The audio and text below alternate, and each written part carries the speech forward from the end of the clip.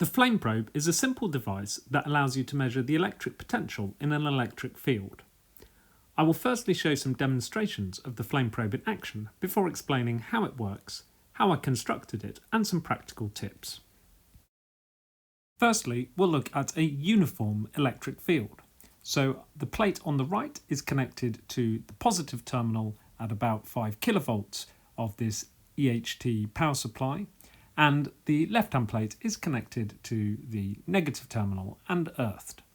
And you can see that down the centre we get a potential of roughly half the 5 kilovolts. In this closer view, we can see that the potential is remaining constant as I move the probe parallel to the plates, as we would expect. If I move the probe perpendicular to the plane of the plates, then we can see the potential increasing as I go closer to the positive plate and decreasing as I move away. And if we measured the position of the probe carefully, we could plot out the potential. A 20 centimetre diameter polystyrene ball covered in aluminium foil allows us to investigate the electric potential around a charged sphere. The ball is connected to the positive terminal of the EHT power supply. Now, it would be nice to use this to verify that potential is proportional to 1 over R, but my test on some measurements didn't work out perfectly, which I suspect is because other things around are affecting the electric field, even though it's hanging from a nylon thread from the ceiling. It's also fun to try and move the probe along an equipotential surface. Here I'm trying to keep it at 1.9 kilovolts, and I'm putting a little dot over the video each time I accurately hit that 1.9 kilovolts, and we should see a circular shape or a spherical surface being traced out. Not bad, but I think perhaps I need a little bit more practice. Now I'm going to try and explain how the probe works. I'm going to start off by explaining this slightly simpler version, which uses a gold leaf electroscope instead of a voltmeter.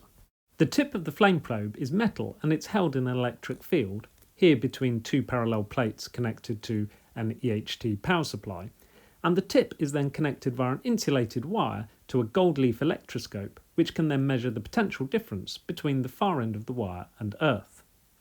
Assuming that the tip is placed in a point of positive potential but without lighting the flame, then some electrons from the electroscope will be attracted towards the tip, making the tip negative and leaving a positive charge on the end of the wire on the electroscope. This is called charging by induction. Because of this uneven distribution of charge, there will be a potential difference between the tip of the probe and the far end of the wire, and also the negative charge at the tip will alter the electric field around the tip. For those two reasons, it won't measure the potential accurately, but it should give some reading. And we do see the electroscope move a little bit without the flame lit. In order for the end of the wire and tip to reach the same positive potential as the point where the tip has been placed, the tip must gain some positive charge. However, in the air there are very few positive charges, so a flame is needed to provide a source of free charges, which are the ions produced in the flame. The flame produces both positive and negative ions.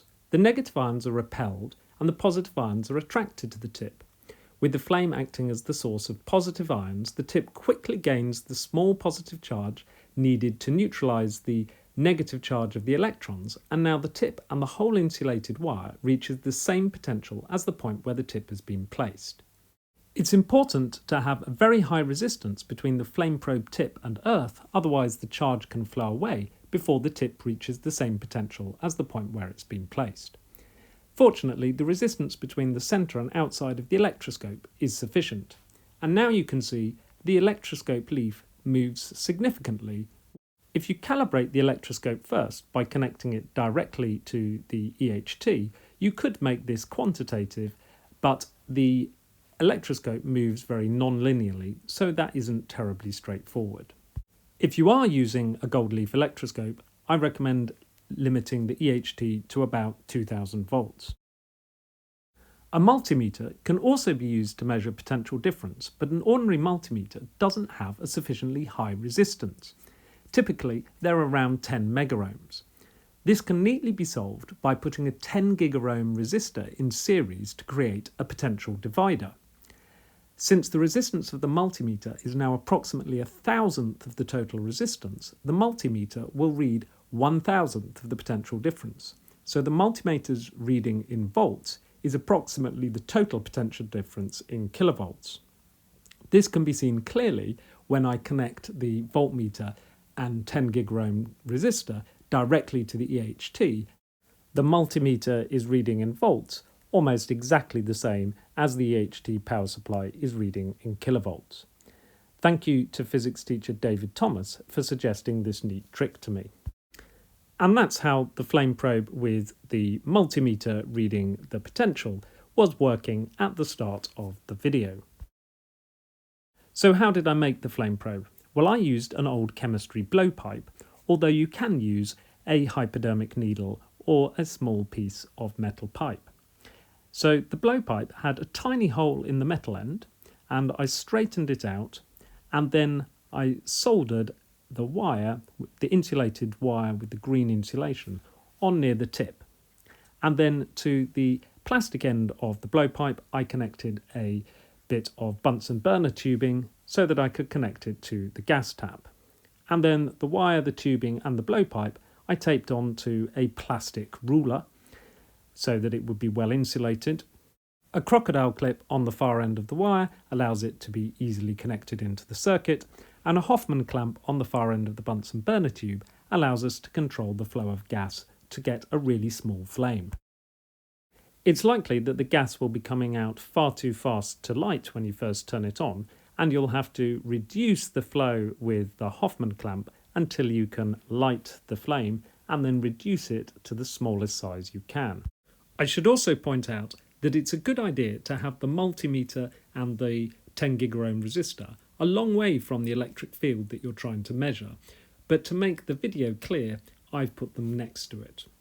To finish, a few points about safety. First of all, you've obviously got to be careful not to have anything flammable near the tip of the flame probe. And secondly, you should use an EHT power supply which is designed for use in schools, which is current limited. And since you don't need much current at all, you can use the output as I have, which has the extra 50 megaohm resistor in it. Finally, I'd like to thank physics author and teacher David Sang for his help in improving my understanding of how the flame probe works. But if there are any mistakes, that's entirely down to me.